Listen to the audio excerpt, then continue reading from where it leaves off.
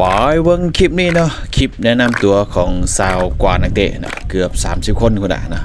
ที่ว่าเข้ามาคัดเลือกทีมซาลาวคนเกิน17ปีเกี่ยมเข้าร่วมการแข่งขันผ่านเตะชิงแชมป์อาเซียนอยู่ที่ประเทศอินโดนีเซียนะสำหรับนี้เราจะนำคลิปพิเศษก็ได้นะก็คือจะเป็นคลิปแนะนำตัวของแต่ละนักกีฬาเนาะที่ว่าได้โอกาสมาคัดเลือกนะซึ่งก็มีอยู่ซาวกว่านักเตะนะแต่ก็ยังบ่ทันมาครบเทื่อเนาะยังอีก6นักเตะที่ว่าจะเดินทางมาคัดเลือกอีกในอาทิตย์หน้านะแต่ว่าวันนี้เราจะไปรู้จักกับจำนวน20นักเตะก็คนนี้กันก่อนเนาะเดี๋ยวเราไปเบิ่งคลิปกันเลยอนุรักษ์สิงห์สว่างมาจากสโมสรไหนมาจากสระบุรียูไนเต็ดโอเคสวัสดีน้องมีชื่อว่าปรินเดชเพชรกุลเป็นนักกีฬาที่ถืออยู่ตรงจากมาสด้าที่มาเล่นให้วีเอสมัตเตอร์ปีนี้โอเคขอขัดจังหวะได้นึงนะคลิปนี้ก็ขอบใจทางด้าน Holly Store นะจะเป็นห้างจำหน่ายเครื่องกีฬาเนาะที่ว่าตั้งอยู่ที่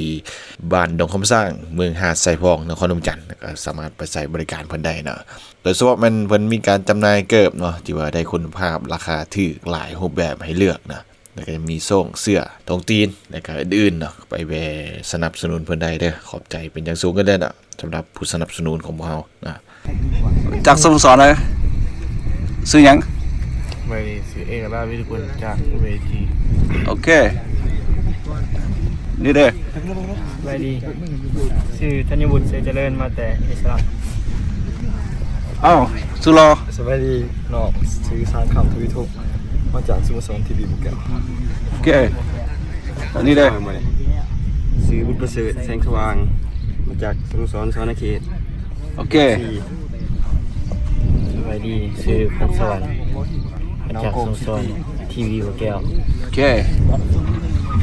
สวัสดีน้องชื่อว่าเทพกรที่ชื่อน้ำมาจากสโมสรจัปสากอเวเนียโอเคสวัสดีพี่ชื่อว่าลุนุสะชิวดมมาจากแขงสารวัตรโอเค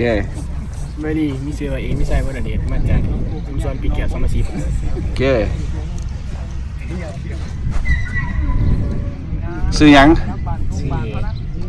ซื้อแท้เอกวีจากสโมสรไหนทีบอลแก้วโอเคสวัสดีซื้อตาซื้อแท้ดีได้ยังจากสโมสรไหนสโมสรตะปินจปาโอเค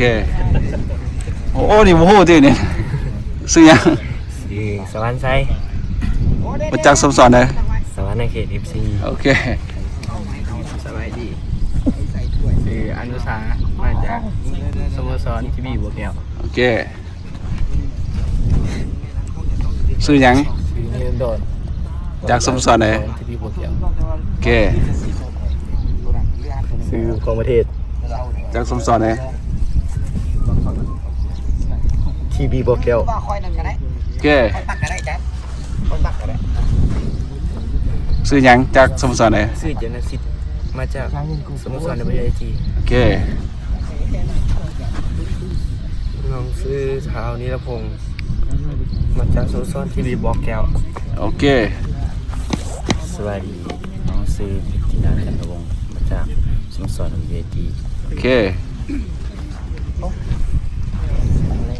มา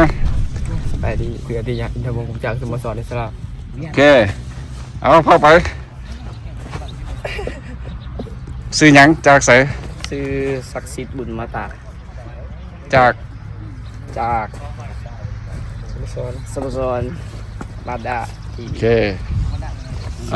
ซื้อเมฆแซมเกี่ยวมาครับมาจากสโมสรปีแก้วสมาชิกโอเค